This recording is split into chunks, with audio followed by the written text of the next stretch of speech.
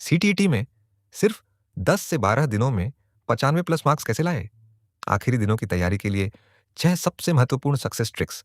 नमस्कार दोस्तों, सीटीईटी परीक्षा में अब सिर्फ कुछ ही दिन बाकी है। ऐसे समय में सबसे बड़ा सवाल यही है, क्या सिर्फ 10 से 12 दिनों की सही और स्मार्ट तैयारी से सीटीईटी में 95 प्लस मार्क्स लाए जा सकते हैं? बिल्कुल ला सकते हैं। लेकिन इसके लिए आपको इन बचे हुए दिनों में नया-नया पढ़ने के बजाय स्मार्ट स्टडी और पीवाईक्यू प्रैक्टिस पर ज़्यादा ध्यान देना होगा।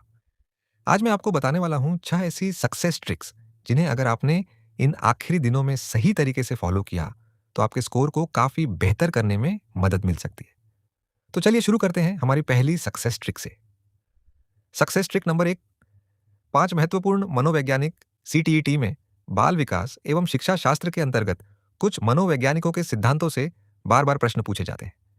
जैसे जीन पियाजे, वाइगोत्स्की, कोहलबर्ग, चॉम्स्की और गार्डनर।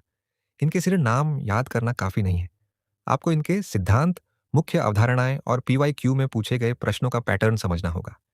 इसलिए इन आखिरी दिनों में इन पांचों मनोवैज्ञानिकों से संबंधित ज्यादा से ज्यादा प्रीवियस ईयर क्वेश्चंस यानी पीवाईक्यू हल करें।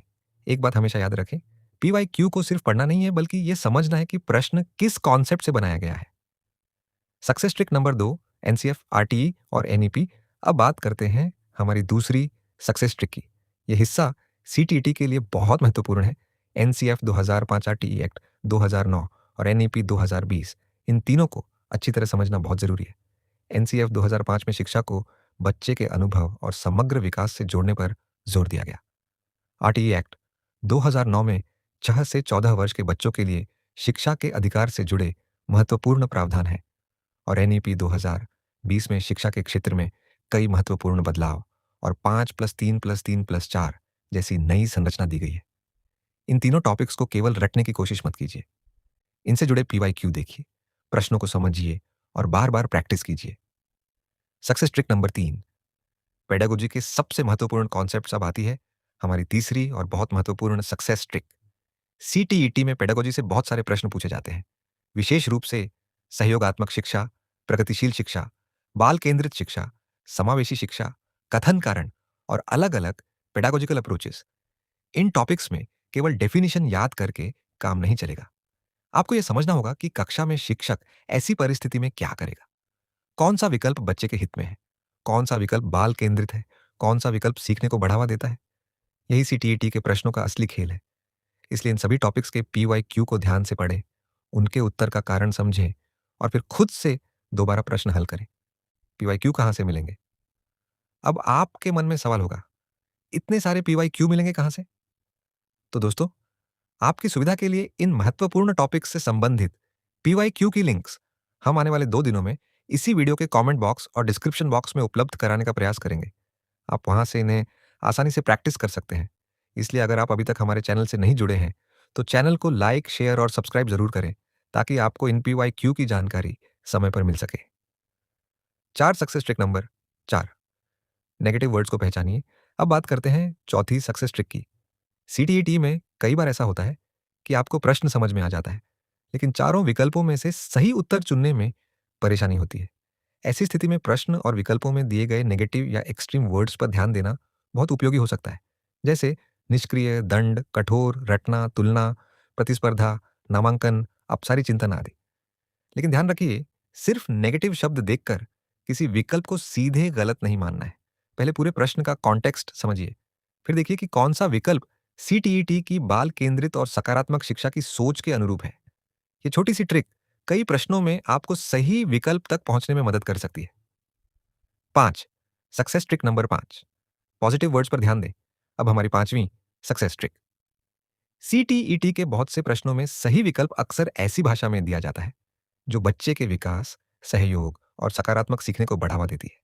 जैसे सक्रिय सहभागिता, बाल केंद्रित, प्रोत्साहन, अवसर देना, करके सीखना, चर्चा, सहयोग, समूह कार्य, समावेशी शिक्षा, विविधता का सम्मान और सकारात्मक वातावरण। जब आपको 2 विकल्पों में कंफ्यूजन हो तो यह जरूर देखें कि कौन सा विकल्प बच्चे को सीखने का अवसर देता है और कौन सा विकल्प केवल आदेश या दंड पर आधारित है। सीटीईटी में अक्सर यही अंतर सही उत्तर तक पहुंचाता है। इसलिए इन पॉजिटिव कीवर्ड्स को अच्छे से पहचानना सीखिए। 6 success trick number 6, PYQ plus offline practice और अब आती है हमारी सबसे महत्वपूर्ण और आखिरी सक्सेस ट्रिक। जितना ज़्यादा हो सके प्रीवियस ईयर क्वेश्चंस यानी पीवाईक्यू प्रैक्टिस कीजिए। लेकिन यहाँ एक बहुत महत्वपूर्ण बात है, सिर्फ ऑनलाइन क्वेश्चन सॉल्व करने पर निर्भर मत रहिए। क्यों? क्योंकि आपकी वास्तविक परीक्षा कागज पर होने वाली है। ऑनलाइन और ऑफलाइन परीक्षा में क्वेश्चन पढ़ने, विकल्प देखने, उत्तर मार्क करने और समय मैनेज करने का अनुभव अलग हो सकता है। इसलिए इन आखिरी दिनों में कागज पर बैठकर मॉक टेस्ट और पीवाईक्यू सॉल्व करें। घड़ी सामने रखिए, समय के अंदर पूरा पेपर हल करने की कोशिश कीजिए और टेस्ट खत्म होने के बाद सबसे जरूरी काम कीजिए, अपनी गलतियों का एनालिसिस।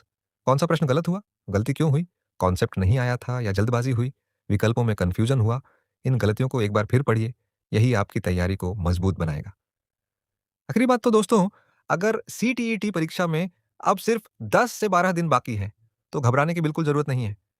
इन दिनों में पूरा सिलेबस दोबारा खत्म करने की कोशिश करने के बजाय important concepts plus PYQ plus smart revision plus offline practice पर फोकस कीजिए। और हमारी ये 6 सक्सेस ट्रिक्स याद रखिए। 1, 5 महत्वपूर्ण मनोवैज्ञानिक। 2, एनसीएफ 2005, आरटीई 2009 और एनईपी 2020 3। महत्वपूर्ण पेडागोजी कॉन्सेप्ट्स 4, नेगेटिव वर्ड्स की पहचान 5, पॉजिटिव वर्ड्स की पहचान 4, पीवाईक्यू और ऑफलाइन प्रैक्टिस। अगर आप इन सभी पर सही तरीके से काम करते हैं तो आपके स्कोर को बेहतर करने में निश्चित रूप से मदद मिल सकती है। इसलिए वीडियो को लाइक करें, अपने दोस्तों के साथ शेयर करें और हमारे चैनल को सब्सक्राइब जरूर करें, क्योंकि अब समय कम है लेकिन सही स्ट्रेटेजी के साथ तैयारी अभी भी मजबूत की जा सकती है। आप सभी को सीटीटी परीक्षा के लिए बहुत बहुत शुभकामनाएं। मेहनत आपकी, सही दिशा हमारी, मिलकर बनाएंगे 95 प्लस का लक्ष्य।